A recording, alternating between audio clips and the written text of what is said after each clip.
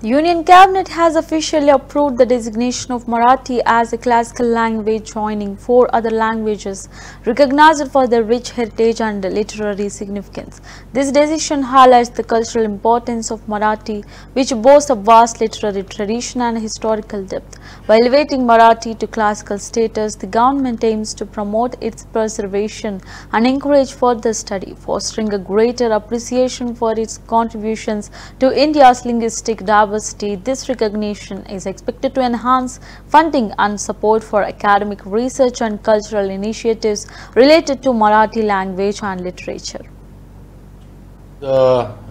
देशाचे पंतप्रधान माननीय नरेंद्रजी मोदी यांनी मराठी भाषेला अभिजात भाषेचा दर्जा देण्याचा निर्णय घेतला आणि आज तो जाहीर झाला। मी सर्वप्रथम तर सर्व माझ्या मराठी भाषिक बांधवांचं आणि सर्व भगिनींचं मनापासून अभिनंदन करतो। अतिशय महत्त्वाचा आनंदाचा आणि अभिमानाचा दिवस हा मराठी माणसासाठी हा आहे। मराठी भाषेला अभिजात भाषेचा दर्जा देण्याचा निर्णय आज मोदीजींनी घेतलाय। अनेक वर्षाची ही लढाई होती, अनेक वर्षाचे हे प्रयत्न होते आणि आज त्याला शेवटी मोदीजींच्या माध्यमातून त्याला मूर्त स्वरूप हे आलेलं आहे।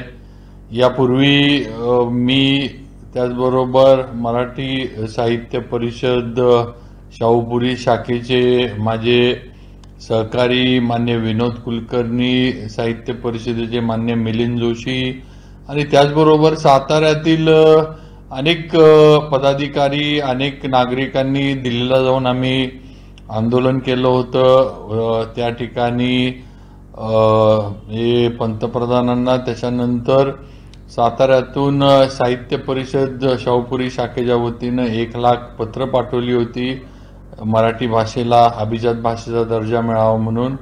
आणि आमचा तो एक भले छोटा प्रयत्न होता असं आम्ही म्हणू, पण आज या सर्व प्रयत्नांना यश आलंय। खरं म्हणजे यापूर्वी सुद्धा अनेक सरकार, अनेक मोठमोठे नेतृत्व होऊन गेले। मराठी माणसाचा कळवळा आणण्याचं आणि मराठी माणसाबद्दलचं खोटं प्रेम दाखवण्याचे अनेक प्रकार झाले, पण खऱ्या अर्थानं महाराष्ट्रातल्या मराठी माणसाने लक्षात ठेवलं पाहिजे की आज आपली जी मराठी भाषा आहे ह्याला जो अभिजात भाषेचा दर्जा दिलाय हे केवळ आणि केवळ पंतप्रधान नरेंद्र मोदींमुळे झालेलं आहे। त्यांचं महाराष्ट्रावर वेगळं प्रेम आहे, वेगळं लक्ष आहे आणि आपण सुद्धा त्यांचं अभिनंदन, आभार मानणं मराठी।